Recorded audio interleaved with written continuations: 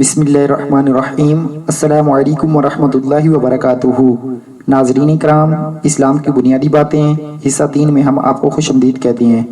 آج انشاءاللہ اس ویڈیو میں ہم پڑھیں گے تیمم کے فرائض، تیمم کا طریقہ، تیمم کی سنتیں، تیمم کب ہمیں کرنا چاہیے۔ ویڈیو آگے شروع کرنے سے پہلے ابھی تک آپ نے ہمارے چینل کو سبسکرائب نہیں کیا تو جلدی سے سبسکرائب کر لیں اور ساتھ بیل آئیکن کو بھی دبا دیں تاکہ ہر نئی آنے والی ویڈیو کو نوٹیفیکیشن آپ کو مل سکے۔ بسم اللہ الرحمن الرحیم۔ تیمم۔ سوال: تیمم کیا ہے؟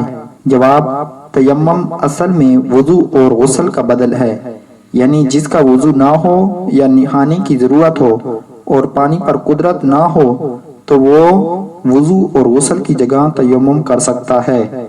سوال: کیا وضو اور غسل کے تیمم میں کوئی فرق ہے؟ جواب: جی نہیں، وضو اور غسل کے تیمم میں کوئی فرق نہیں۔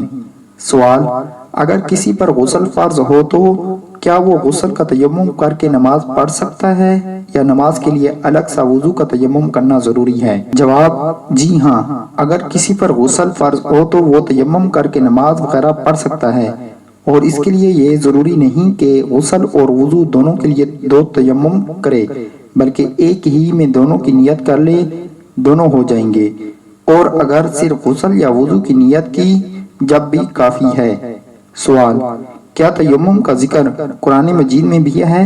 جواب: جی ہاں، تیمم کا ذکر پارہ 6 سورہ مائدہ کی آیت نمبر 6 میں کچھ یوں آیا ہے: وَإِن كُنتُم مَّرْضَىٰ أَوْ عَلَىٰ سَفَرٍ أَوْ جَاءَ أَحَدٌ مِّنكُم مِّنَ الْغَائِطِ أَوْ لَمَسْتُمُ النِّسَاءَ فَلَمْ تَجِدُوا مَاءً فَتَيَمَّمُوا صَعِيدًا طَيِّبًا فَامْسَحُوا بِوُجُوهِكُمْ وَأَيْدِيكُمْ مِنْهُ۔ ترجمہ کنز ایمان: اور اگر تم بیمار ہو یا سفر میں ہو یا تم میں کوئی قضائی حاجت سے آیا یا تم نے عورتوں سے صحبت کی اور ان صورتوں میں پانی نہ پایا تو پاک مٹی سے تیمم کرو، تو اپنے منہ اور ہاتھ کا اس سے مسح کرو۔ تیمم کے فرائض۔ سوال: تیمم کے کتنے فرائض ہیں؟ جواب: تیمم کے 3 فرض ہیں۔ نمبر 1 نیت، نمبر 2 سارے منہ پر ہاتھ پھیرنا، نمبر 3 کونیوں سمیت دونوں ہاتھوں کا مسح کرنا۔ سوال: تیمم میں نیت سے کیا مراد ہے؟ جواب: تیمم کرتے وقت یہ نیت ہونا فرض ہے، بے وضو یا بے غسلی یا دونوں سے پاکی حاصل کرنے اور نماز وغیرہ جائز ہونے کے لیے تیمم کرتا ہوں۔ یاد رکھیے کہ نیت اگرچہ دل کے ارادے کا نام ہے مگر زبان سے بھی کہہ لینا بہتر ہے۔ سوال: تیمم میں سارے منہ پر ہاتھ پھیرتے ہوئے کن باتوں کو پیش نظر رکھنا چاہیے؟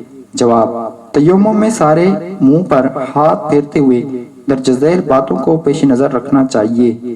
ہاتھ اس طرح پھیرا جائے کہ منہ کا کوئی حصہ باقی نہ رہ جائے۔ اگر بال برابر بھی کوئی جگہ رہ گئی تیمم نہ ہوا۔ داڑھی، مونچھوں اور بھووں کے بالوں پر ہاتھ پھر جانا ضروری ہے۔ بھووں کے نیچے اور آنکھوں کے اوپر جو جگہ ہے اس کا اور ناک کے نچلے حصے کا خیال رکھیں کہ اگر خیال نہ رکھیں گے تو ان پر ہاتھ نہ پھرے گا اور تیمم نہ ہوگا۔ زور سے آنکھ بند کر لیں جب بھی تیمم نہ ہوگا۔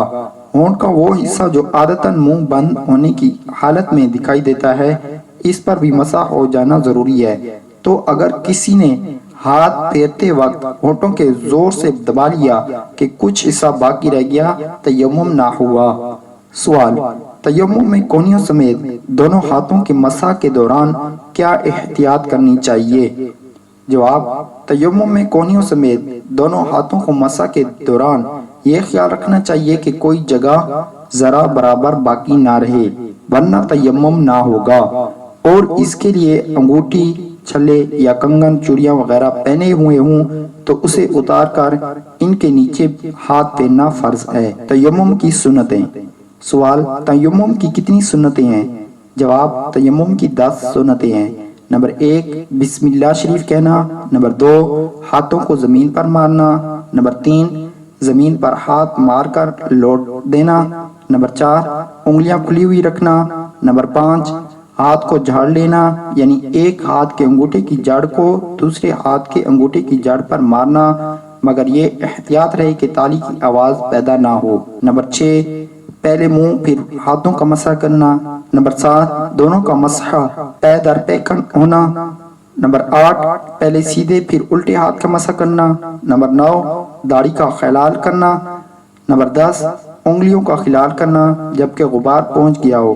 اگر غبار نہ پہنچا ہو، مثلاً پتھر وغیرہ کسی ایسی چیز پر ہاتھ مارا جس پر غبار نہ ہو تو خلال فرض ہے۔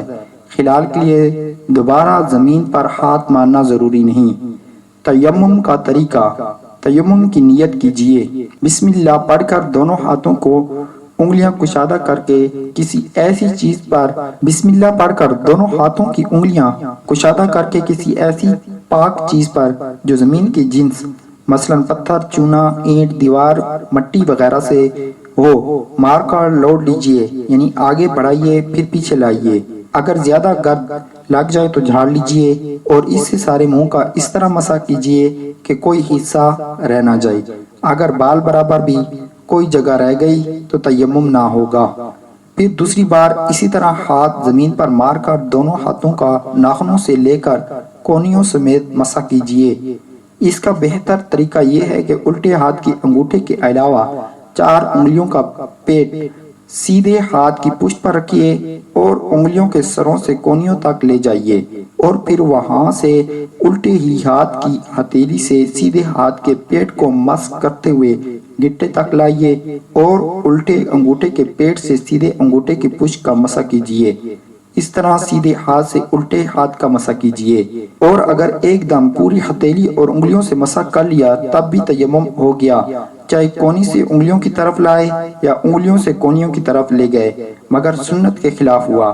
تیمم میں سر اور پاؤں کا مسح نہیں ہے۔ سورہ تکویر کی فضیلت۔ صدر الافاضل حضرت علامہ مولانا سید محمد نعیم الدین مراد آبادی علیہ رحمۃ اللہ الہادی خزائن العرفان میں سورہ تکویر کے متعلق فرماتے ہیں، سورہ کویرات مکیہ ہے، اس میں 1 رکوع، 29 آیتیں، 104 کلمے، 530 حرف ہیں۔ حدیث شریف میں ہے، سید عالم صلی اللہ تعالی علیہ وآلہ وسلم نے فرمایا، جسے پسند ہو کہ روز قیامت کو ایسا دیکھے گویا کہ وہ نظر کے سامنے ہے، تو چاہے سورہ اذا الشمس کوورت اور سورہ اذا السماء انشقت اور سورہ اذا السماء انفطرت پڑھے۔